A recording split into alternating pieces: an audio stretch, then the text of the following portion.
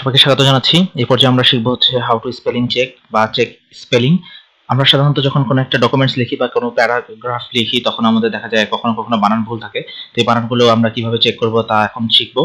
যেমন এখানে নোন হওয়ার কথা ছিল, এখানে সেপারেট, এখানে লেট, এখানে আপনার জেনারেল নামে কিছু জেনারেল ওয়ার্ড হওয়ার কথা ছিল, কিন্তু এখানে প্রতিটাতে দেখাচ্ছে কি লাল নিচে দাগ দেওয়া আছে।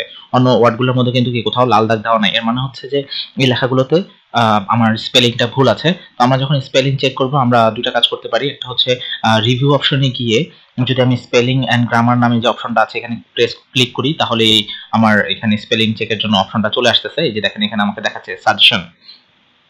এখন হচ্ছে যদি আমি চেঞ্জ দিই তাহলে কি অটোমেটিক্যালি আমার এটা চেঞ্জ হয়ে যাবে।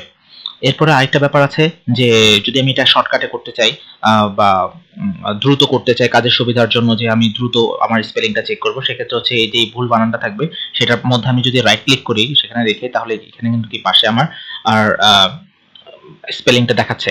এখানে যদি আমি এখান থেকে আমি আমার পছন্দ মতো যে ওয়ার্ডটা হতে পারে আমার মনে হয় যে আমি তখন সেটা সিলেক্ট করে নেব। এছাড়া আরেকটা ব্যাপার হচ্ছে ইগনোর অল এবং অ্যাড ডিকশনারি। ইগনোর যখন আমরা হচ্ছে যে আমাদের মানুষের নাম, একটা মানুষের নাম যেখানে এখানে আছে আওয়ামী শব্দটার আমাদের বাংলা একটা শব্দ, যেখানে আমরা এটার একটা নাম হিসাবে ব্যবহৃত হচ্ছে, এই ওয়ার্ডটা তার কম্পিউটারের এমএস অফিসের যে ডিকশনারি তার মধ্যে নেই, সেই জন্য সে এখানে এটাকে ভুল দেখাচ্ছে। কিন্তু এটাকে যদি আমি চাই যে আমি জানি যে আওয়ামী বানানটা সঠিক আছে, কিন্তু আমার এখানে ভুল দেখাচ্ছে, তো এই ক্ষেত্রে আমি এটা করতে পারি এই অ্যাড টু ডিকশনারি। যদি আমি অ্যাড টু ডিকশনারি করে দিই তাহলে এটাকে আর ভুল দেখাবে না।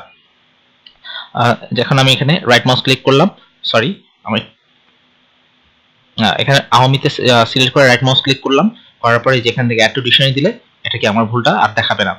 আর এখন এখান থেকে আমি বাকিগুলো এইভাবে রাইট মাউস ক্লিক করে নন হিসাবে করে নিতে পারি। আবার এখানে রাইট মাউস ক্লিক করে জেনারেল সিলেক্ট করে দিলাম, আমার কি বানানগুলো সঠিক দেখাচ্ছে।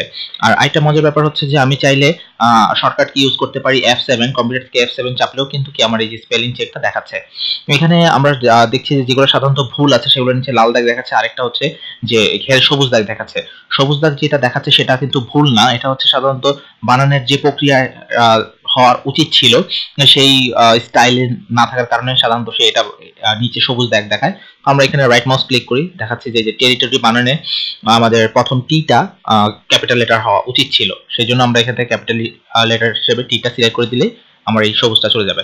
তো এইভাবে করে আমরা আমাদের বানানের স্পেলিং চেক করতে পারি। ধন্যবাদ।